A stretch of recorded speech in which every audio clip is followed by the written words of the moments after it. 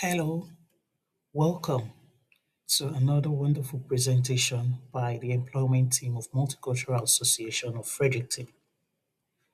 Today, our topic is titled Unlock Your Best: 7 Habits to Shape Your Future. Before we go on, we would like to acknowledge that we are meeting on the traditional unceded territory of the Wollastic, whose ancestors, along with the Mi'kmaq and Passamaquoddy nations, signed friendship and peace treaties with the British government in the 1700s. So, to our topic for today, unlock your best. We will first of all be looking at the first 3 habits to shape your future. And today's overview will first of all be for us to understand what a habit is. Then we'll go on to look at habit 1, habit 2, and habit 3. What is a habit? You will agree with me that habit is a way we behave and something we do over and over again. And habit is important because your habit shapes who you are or your character. Habit is very important because it's repetition. It's something you do over and over, like taking your bath and washing your hands. And habits can be positive or negative.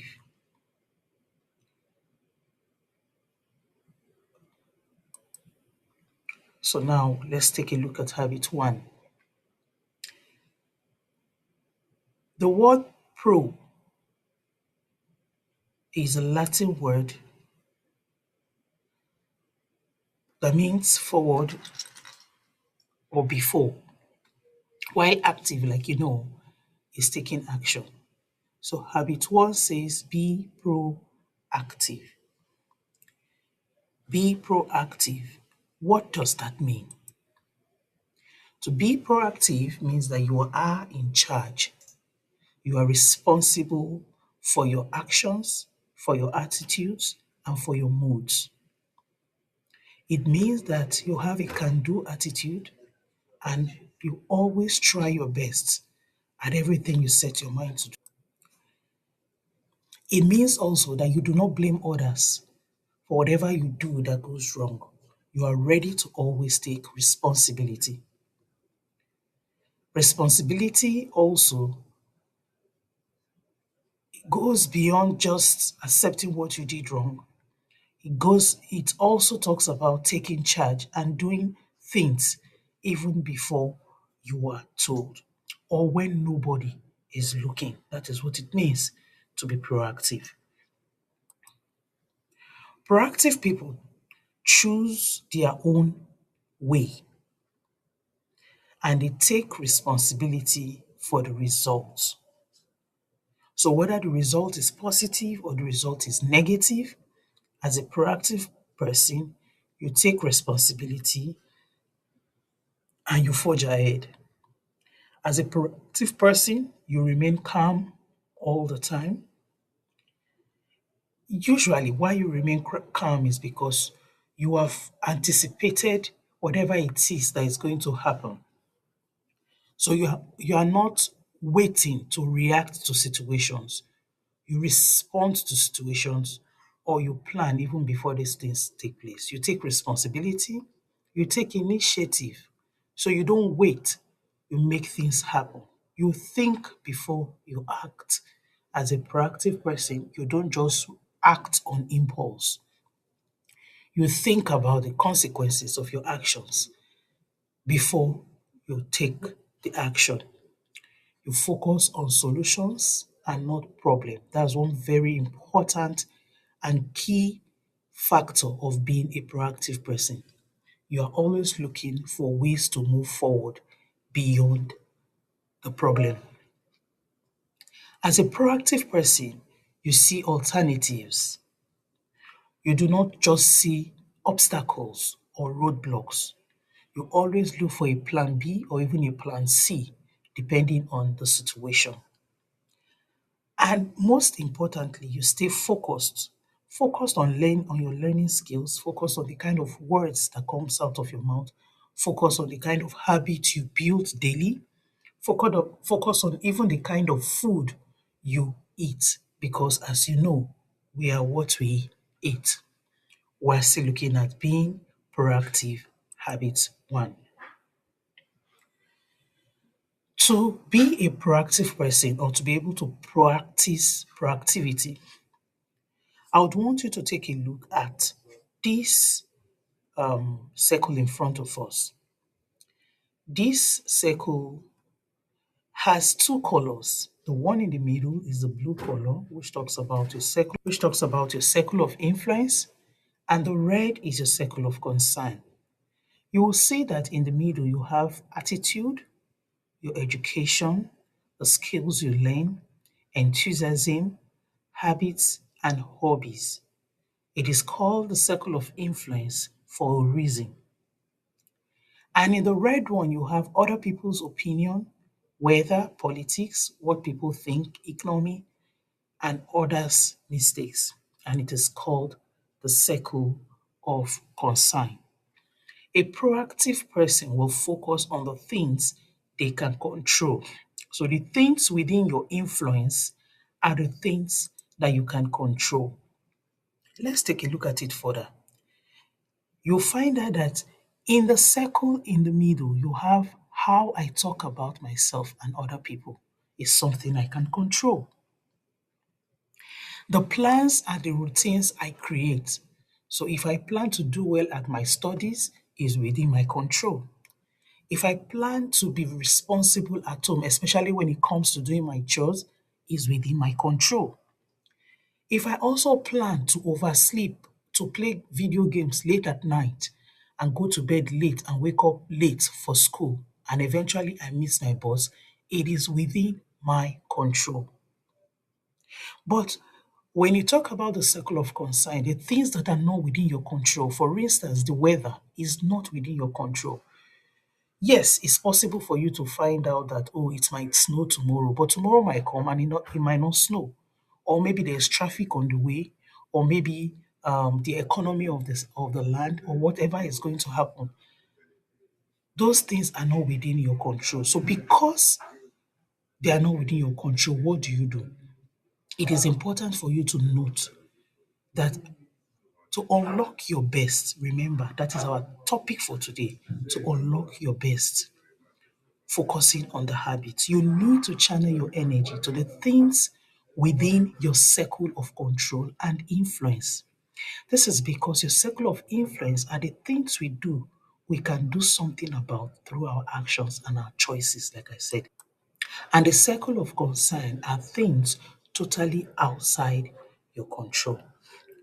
So to be proactive, your energy should be channeled towards the things that you can control and the things that you have power over. Now we're going to be moving on to habit two. And habit two says, begin with the end in mind. Begin with the end in mind. What does it mean to begin with the end in mind? Take a look at this beautiful cake.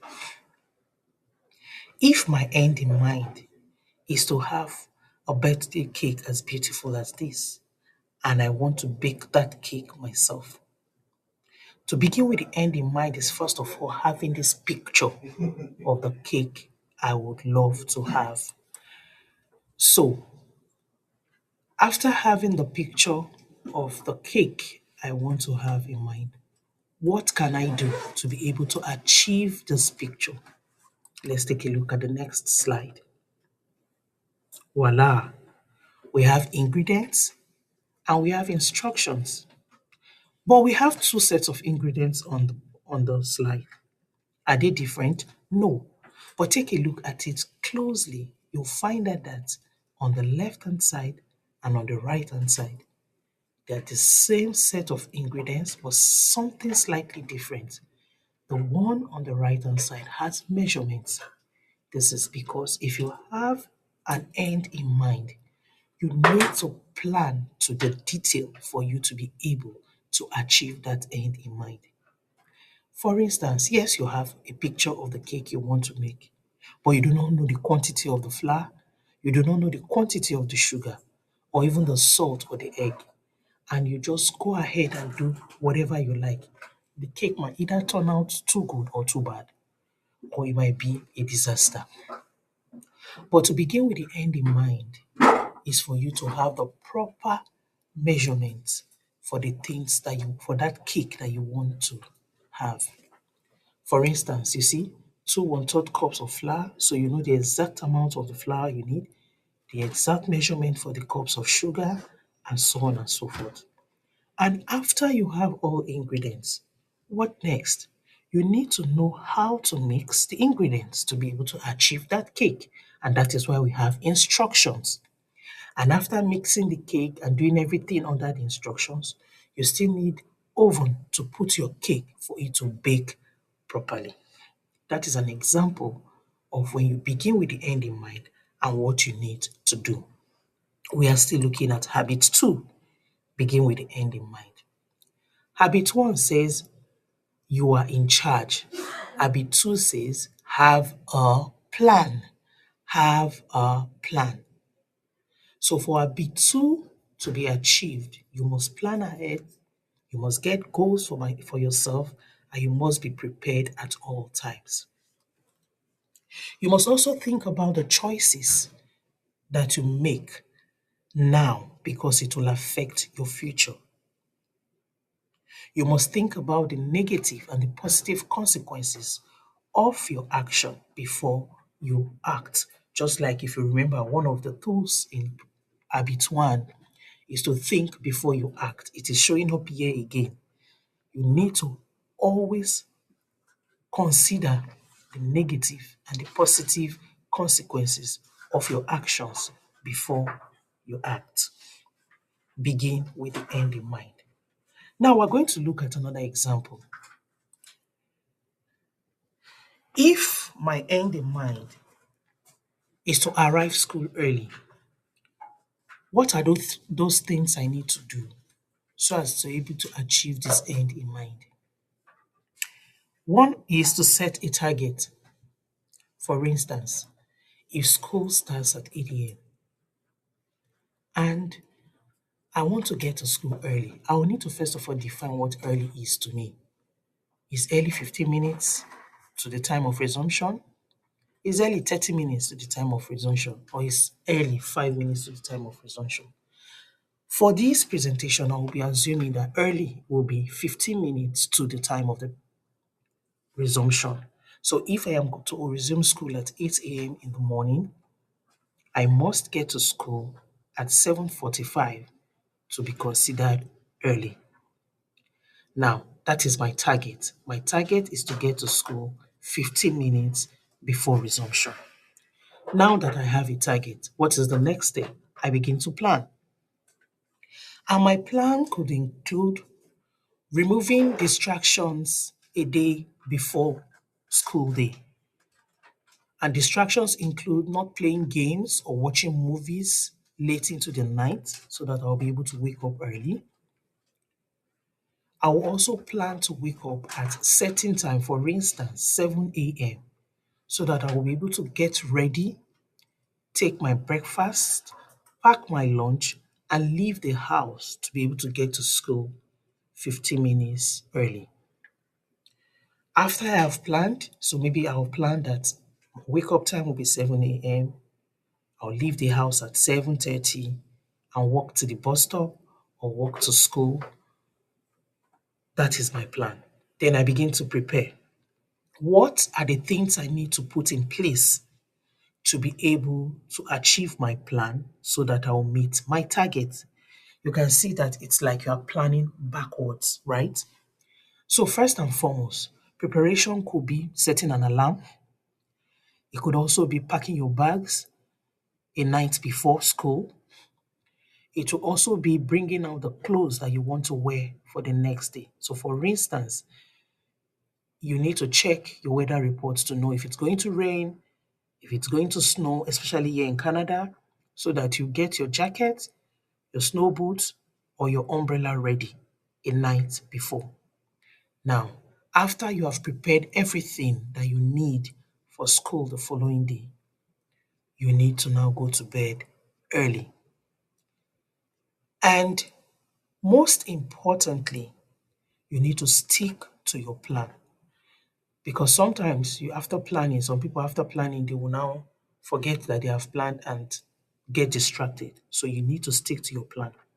And that is how you'll be able to achieve your end in mind, which is arriving school early. I hope that is clear. We'll be moving on now to the last habit for this presentation, which is habit 3. Put first things first. Simply means a place for everything. What does it mean to put first things first? To put first things first, you have to spend time on the things that are most important.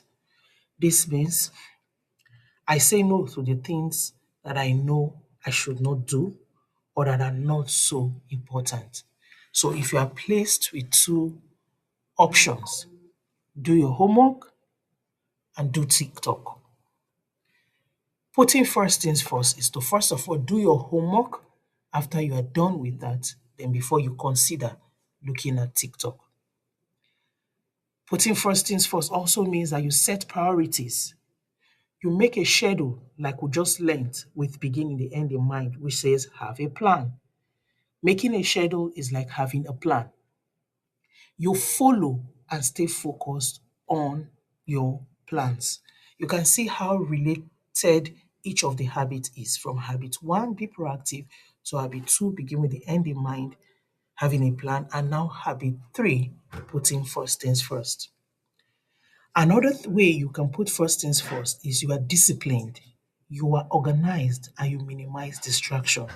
Remember, the previous slide said a place for everything.